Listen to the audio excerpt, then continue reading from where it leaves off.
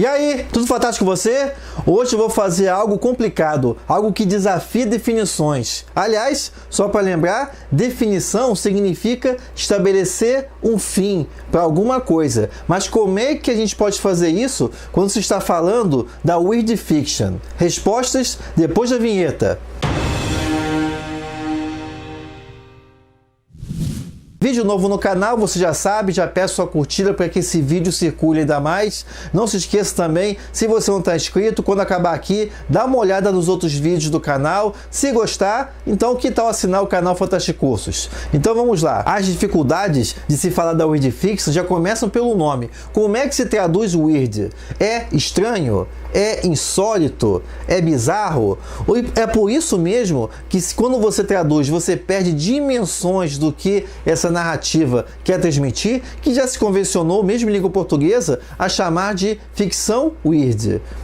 Mas o que é ela exatamente? Essa dificuldade, inclusive, faz também com que a ficção weird seja confundida com o horror, ora também com a fantasia, ora com o gótico e também, por vezes, até mesmo com o realismo mágico. É por isso mesmo que quando o escritor H.P. Lovecraft surgiu como o primeiro a tentar explicar o que é ficção weird, ele se tornou sinônimo dela. Mas, na verdade, o primeiro a usar o termo weird foi o escritor irlandês Joseph Sheridan Le Fanu, escritor das últimas décadas do século XIX, autor de diversas obras ligadas ao sobrenatural, sendo uma das mais famosas a novela Carmila, que no Brasil também é chamada Carmila, a Condessa de Karnstein, novela de 1872.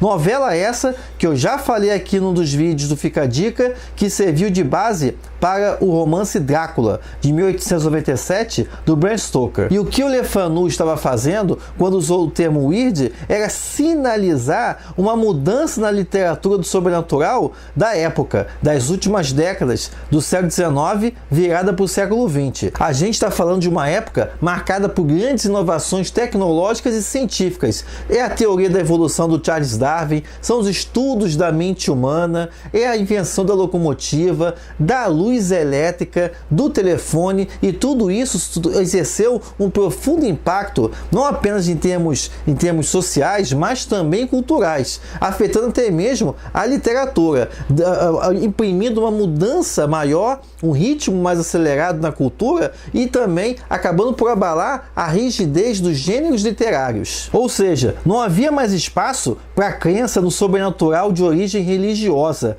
como demônios, fantasmas e afins. Outros escritores também perceberam o mesmo que o Le Fanu, e isso acabou fazendo com que o weird fosse ganhando corpo com outros escritores como Lord Dunsany, Ato Marren, dentre outros. E aí voltamos a Lovecraft com uma das primeiras tentativas de se buscar definir o que é a ficção weird. Para o Lovecraft, o conto weird tem algo mais que um assassinato secreto, ossos ensanguentados ou algum vulto coberto com lençol arrastando correntes. Com essa explicação, a gente percebe que o criador de Cthulhu estava posicionando a ficção weird fora dos territórios tanto do gótico, quanto também do horror e também da história de fantasmas. E por isso mesmo que a ficção weird é um entregênero que ocupa territórios simultâneos. Mas você pode perceber aí que um dos seus eixos centrais é o horror, e a partir do horror temos um diálogo com a ficção científica,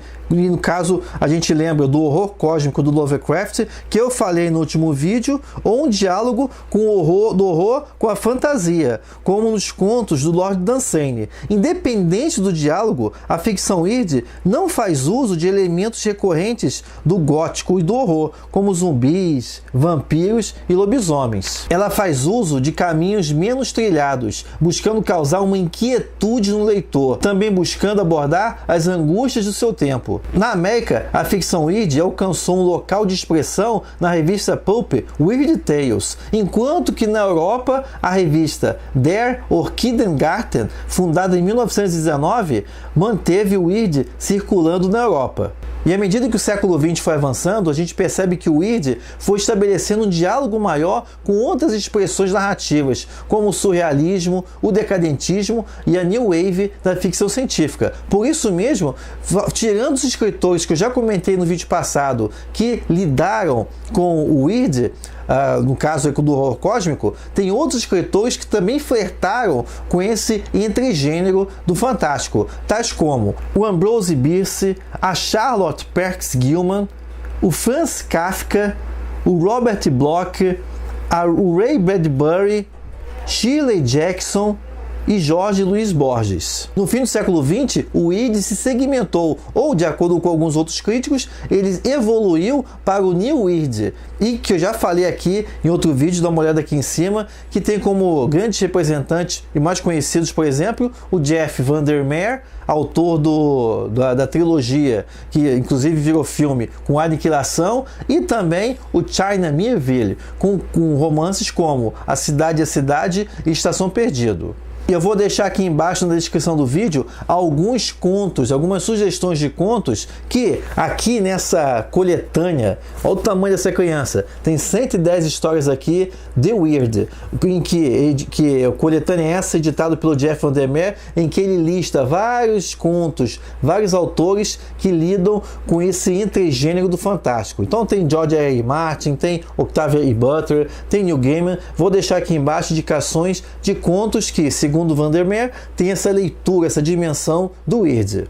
Beleza? E se você gostou do vídeo, já sabe, não se esqueça de deixar sua curtida, assina o canal. O próximo vídeo vai ser o início da série Penny Dreadful e por isso mesmo espero contar com você no próximo vídeo. Então, se você gostou do vídeo, deixa a curtida. Muito obrigado pela sua presença e até lá!